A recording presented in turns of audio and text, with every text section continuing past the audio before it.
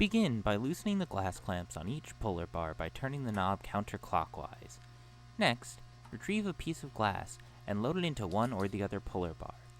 Advance the piece of glass forward using your thumb until the piece of glass rests just outside the cutout in the puller bar. Secure the glass by turning the knob down snugly. Now release each puller bar by depressing the spring clip behind the bar and advance the bars forward. For proper loading, each puller bar must be advanced forward completely. A puller bar is advanced completely when the edge of the slot in that puller bar contacts the backside of the screw set in that slot. With the bars held forward, loosen the clamp holding the glass slightly, and advance the glass using your index finger. Once the glass crosses between both puller bars, secure the glass down by tightening the knobs snugly. Notice that the P-2000 puller bars have two grooves, an upper V groove and a lower rounded groove.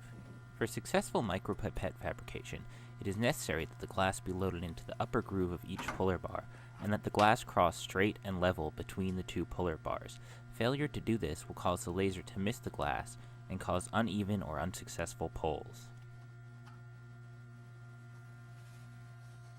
Having loaded a capillary, you are now ready to pull pipettes.